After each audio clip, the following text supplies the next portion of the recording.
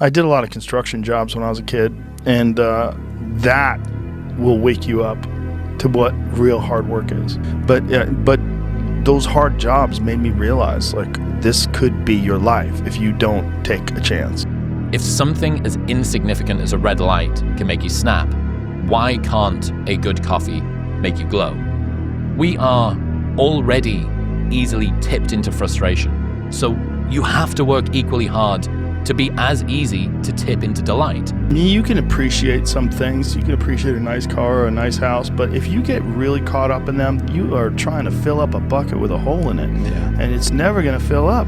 You're always just going to look for bigger and bigger things to try to fill that bucket up, and you're going to feel full of anxiety all the time chasing that, and there's no real satisfaction. The less grandiosity that you need to feel good, the more happiness coins that you get to pick up across your day. So a good challenge is how little of a thing could happen to make your day. To those who have everything, more will be given. From those who have nothing, everything will be taken. It's like what's very pessimistic in some sense, because it means that as you start to fail, you fail more and more rapidly. But it also means that as you start to succeed, you succeed more and more rapidly. You're not going to score on every shot. Right. Doesn't mean you shouldn't take the shots. Doesn't mean you shouldn't try to hit the goal. That's a great question to ask. How little of a thing could happen to make your day? How much excitement could you squeeze out of clean bed sheets, or the smell of rain on hot pavement, or a cool breeze when you step outside? Small wins might seem feeble, but refusing to take joy from mundane victories simply because they're insufficiently grand is the same as refusing a free ride to the airport just because you're getting on a plane when you arrive there. What I mean is we need to start stacking little wins. Most of you out there think that success in life is a byproduct of big wins. Like, I got to make that deal, I got to get that sale, I got to start that partnership. And the big wins are important too, make no mistake about it.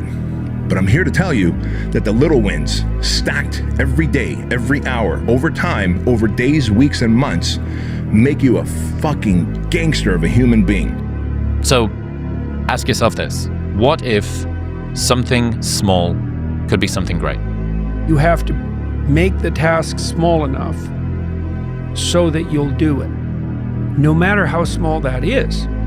And the advantage to that is that if you make that first step forward, you're actually advancing in the face of all that opposition. The disadvantage is that the first task seems so small that you literally have to be on your knees to be humble enough to lower yourself to take that first step.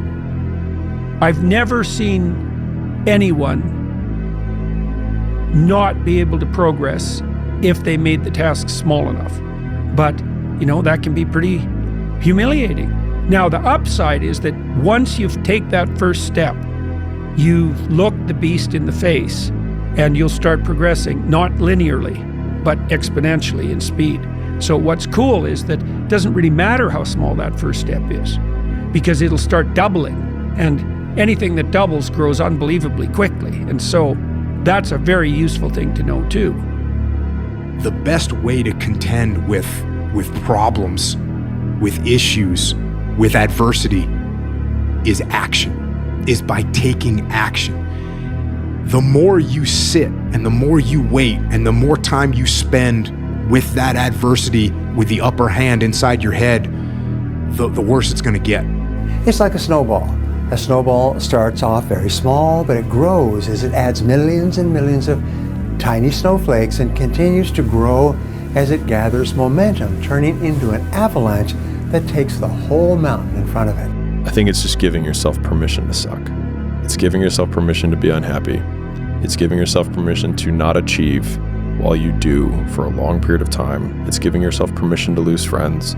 It's giving yourself permission to do things that's different than people in your social circle or your age group are doing. It's giving you permission, giving yourself permission to be an exception so that you can become exceptional.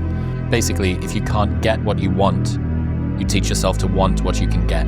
Okay. So, for instance, you damage your leg in a battle, and you can try to fix the leg, in which case you're fine. Or if you fail, you chop your leg off and announce that the desire for legs is misguided and must be subdued. Right? This is a retreat in spiritual depth. This is asceticism on steroids. By not trying to play the game, there is no risk of failure. It's funny, man. People want to know how I'm always motivated.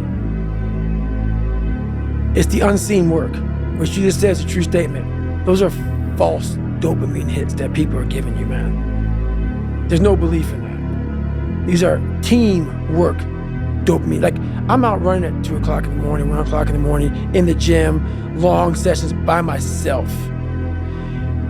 That's real. How I'm able to just extract dopamine, the good dopamine whenever I want. Man, I've trained 99% of my life alone. No one pat me on the back. I did all of the work alone.